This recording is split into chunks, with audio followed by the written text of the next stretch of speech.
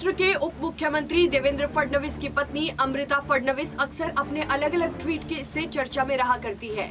पिछले साल एक उनका ट्वीट चर्चा में था। ट्वीट करते हुए उन्होंने अपना फोटो शेयर किया था। इस फोटो में उन्होंने अपने चेहरे पर केक लगाया था और फोटो के साथ एक कैप्शन लिखा, कहा सिर्फ कुछ दाग अच्छे लगते हैं। उस समय कहा जाता था कि अमृता फडणवीस ने इस कैप्शन के जरिए ठाकरे सरकार को टारगेट किया था। अमृता फडणवीस अपने ट्वीट से बार बार शिवसेना और महाविकास आघाड़ी सरकार पर निशाना साधा करती थी, तो उसके कुछ दिन बाद राज्य में रेमडेसिविर इंजेक्शन और कोरोना रोधी वैक्सीन की कमी के कारण भी राजनीतिक गलियारों में जो बहस शुरू हुई थी और सत्ता पक्ष और विपक्ष के बीच जो बयानबाजी सामने आई थी, उसमें कूदते हुए अमृता फडणवीस ने एक ट्वीट कर उद्धव ठाकरे का नाम लिए बिना उन पर निशाना साधा। अमृता फडणवीस ने अपने ट्वीट में लिखा था, पहचान कौन, एक राजा जो महल की चौखट से निकलता नहीं, आवाम से कभी मिलता नहीं, सत्य और कर्म की राह पर चलता नहीं, वसूली के बिना उसका पत्ता हिलता नहीं, महामारी का कहर उससे संभलता नहीं,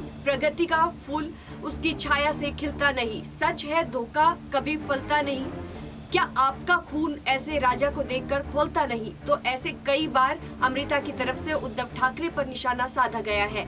कुछ महीने पहले की अगर हम बात करें तो अमृता फडणवीस ने उद्धव ठाकरे पर तीखा हमला बोला था। तो वहीं उत्तर प्रदेश के योगी आदित्यनाथ की मस्जिदों से लाउडस्पीकर हटवाने को लेकर तारीफ की। अमृता ने लिखा, भोगी सीख हमारे योगी से।